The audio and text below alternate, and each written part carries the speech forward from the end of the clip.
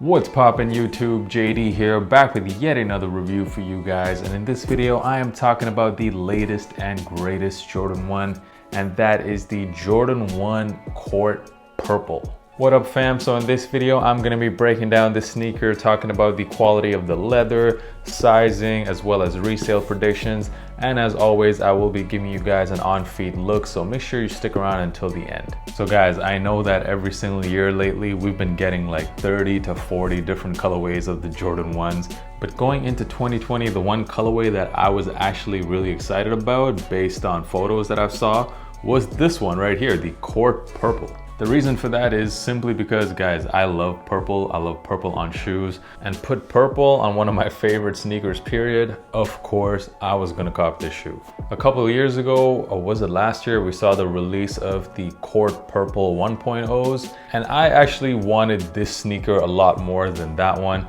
And the reason for that is because there's nothing that looks better on a Jordan 1, at least in my opinion, than this type of color blocking. And by that I mean, give it a white toe, put some white on the midfoot on both sides, and there you go, that's all you need to do. And nothing looks better on a Jordan 1 than this type of color blocking. Like some of the best colorways, period. The Chicago, the Storm Blues, the UNCs. Every single time you put this type of color blocking on a Jordan 1, it's gonna be a fire shoe. Just replace the colorway, put it on the white toe and the white midfoot, bam, you got yourself a winner. So yeah, I personally think that this 2.0 version of the Court Purple looks a lot better than that 1.0, but that's just personal preference. Let me know down in the comments, what do you guys think? Do you like the 1.0s or the 2.0s? Let me know. So let's get into the sneaker, starting off with the colorway. This shade of purple looks absolutely sick on the Jordan 1. I like that it's a rather dark purple, so that makes the sneaker really easy to rock with pretty much any outfit. It's not like a bright shade of purple, it's a very easy to wear purple. Of course, everyone wants to know with all Jordan 1s, how is the quality? And I think the quality on this sneaker is really good. It seems like the quality of the leather in the midfoot area is better than the leather on the toe area.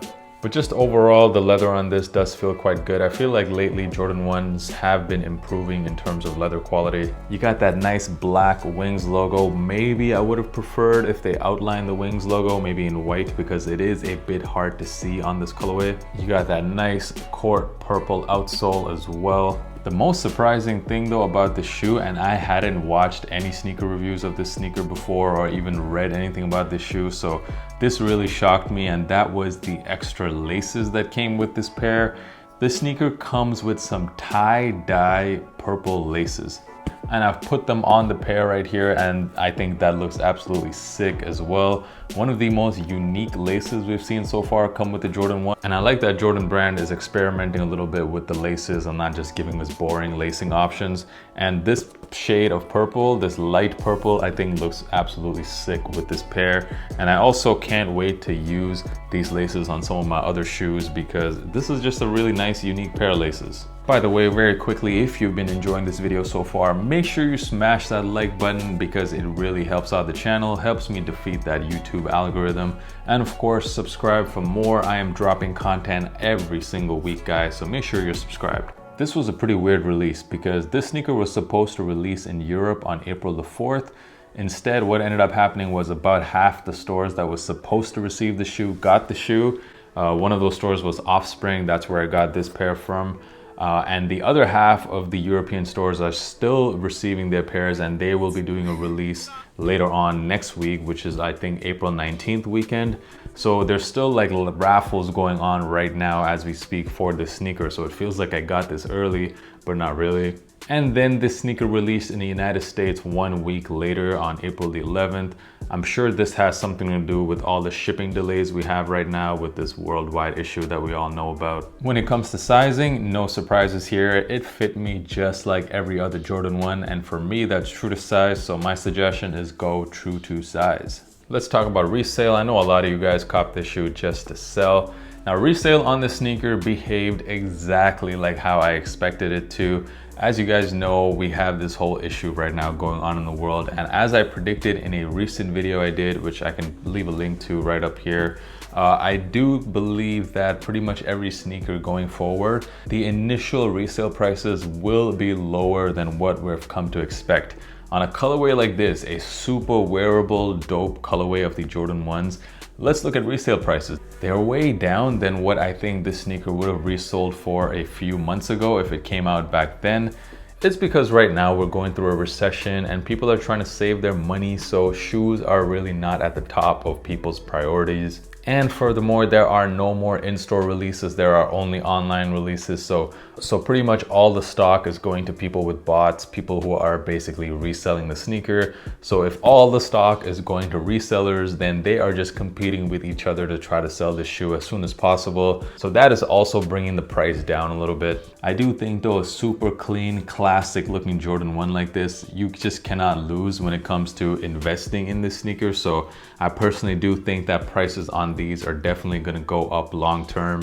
So if you guys bought this shoe to sell, I wouldn't sell right now. I do think the prices are going to come down even lower, maybe in the next 1 or 2 weeks, once people start receiving their pairs from Nike, because shipping was really delayed there.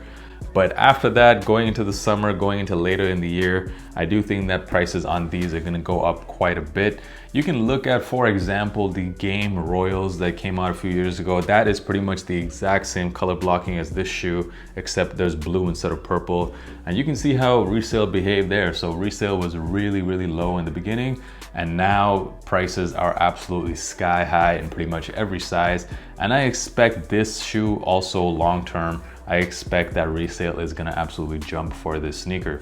Of course, if you guys wanna buy this shoe, there's no better time than the present. Maybe this week, maybe just watch it really closely. It might come down even a little bit further in the next week, but I would buy this as soon as possible if you really want this shoe. Overall, what do I think of this sneaker? Well, like I said, I absolutely love this colorway. However, I do have this pair of shoes in my collection. Now, this is the LA to Chicago Jordan 1s. And let's be honest, it's a very similar colorway to the regular court purples. There is a slightly darker shade of purple on this pair versus this one.